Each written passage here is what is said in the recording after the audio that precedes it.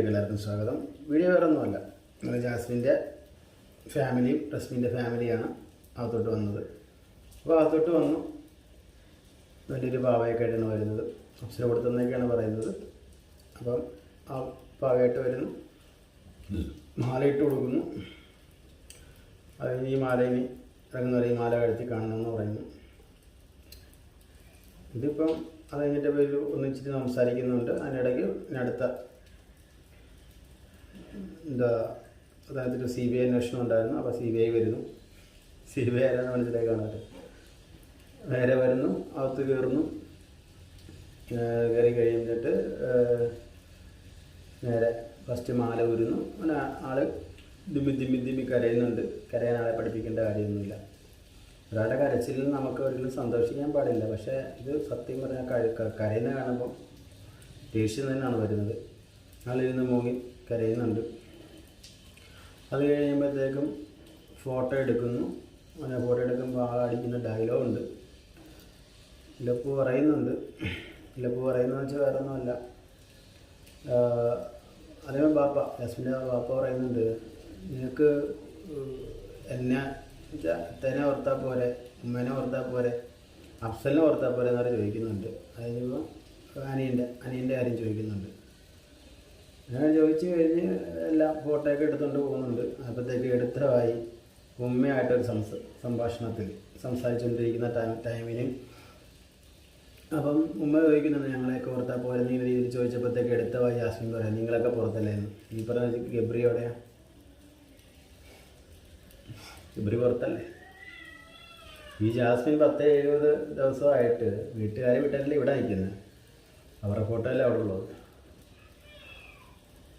ഈ പറഞ്ഞ വ്യക്തി അപ്പം ഉമ്മക്ക് കാര്യം വേണ്ടത് ഉമ്മ അടുത്തായി പറയുന്നത്, എല്ലാവരെയും പുറത്തല്ലേ മോളെ, എല്ലാവരും പുറത്തല്ലേ എന്ന്. ആളെ കയ്യിൽ നിന്ന് പോയതാണ്. കയ്യിൽ നിന്ന് അടിച്ച ഡയലോഗ് ഒന്ന് ഇടയ്ക്കൊന്ന് മാറി മിസ്സായി പോയതാണ്.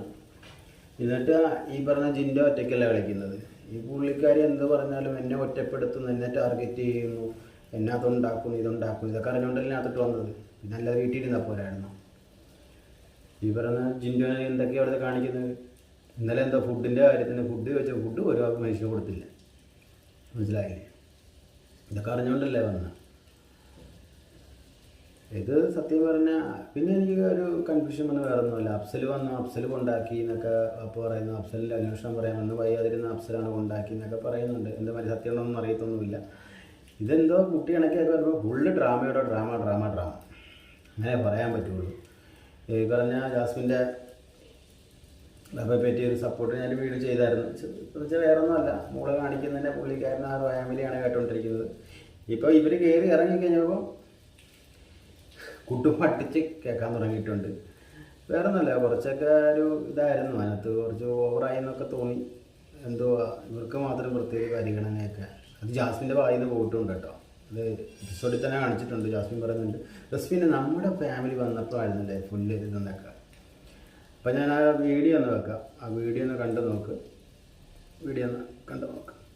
ഇതുകൊണ്ടെങ്കിലും നിനക്ക് ഇതിൽ നോക്കിക്കൂടെ? ഇത് നോക്കിയിട്ട് അത്താടെ ഉമ്മയുടെയൊക്കെ മുഖങ്ങൾ കണ്ടൂടെ? അതുകൊണ്ട് ആ ഒരു ഒറ്റ മോളെ എനിക്ക്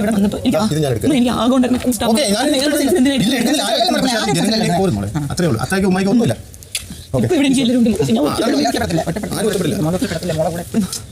ഇത് ഒരു ഷോ മോളെ ഉമ്മക്ക് അറിയാൻ നമുക്ക് വേറെ ആർക്കും അറിയത്തില്ല. അതുകൊണ്ടാണ് പറഞ്ഞത് എൻ്റെ പൊന്നു മോളെ നല്ല കണക്കൊന്നും ഗെയിം കളിക്കണം. അപ്പോൾ എന്തെങ്കിലും സമാധാനം ഞാൻ ഒറ്റപ്പെടുമ്പോൾ ഉമ്മ ഉണ്ട്, അത്തുണ്ട്, കുഞ്ഞുണ്ട്, എല്ലാവരും ഉണ്ട്. നിങ്ങൾക്ക് പുറത്തല്ലേ? എല്ലാവരും പുറത്തല്ലേ? എല്ലാവരും മോളെ, എല്ലാവരും പുറത്തൊന്നുമില്ല. അതിന് നമുക്ക് എപ്പോഴും മോളെ കൂടെ പ്രാർത്ഥനയുണ്ട്.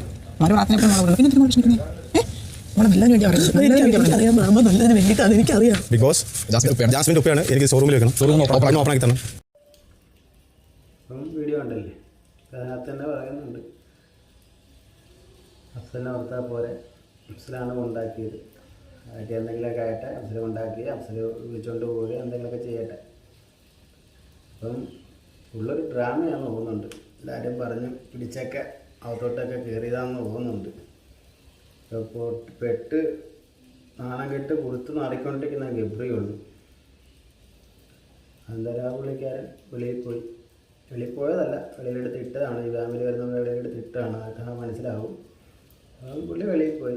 പുള്ളി ഈ ഡ്രാമയിൽ പുള്ളിയാണ് വലിയടായത്. മാറിക്കോളും, കുഴപ്പമൊന്നുമില്ല, മാറിക്കോളും. കോമ്പോ വിളിച്ച് അതൊരു ഡ്രാമ കളിച്ച് ലാസ്റ്റ് ഫാമിലി വരുന്ന എടുത്ത് വെളിയിൽ വിട്ട് പുള്ളി പുറത്തിടന്ന് നല്ലോണം മാറി പുഴുക്കുന്നുണ്ട്. കളിക്കാൻ പറഞ്ഞ് ഒത്താശ ചെയ്ത് പോയാൽ അതൊക്കെ അകത്ത് നിന്ന് കളിക്കുന്നുമുണ്ട്. കളി എത്ര നാൾ പോകുന്നൊക്കെ നോക്കാം. ഒരു നാളെല്ലാം പുറത്ത് വരും. അത്രേ പറയാനുള്ളൂ. അടുത്ത വീഡിയോ കാണാം.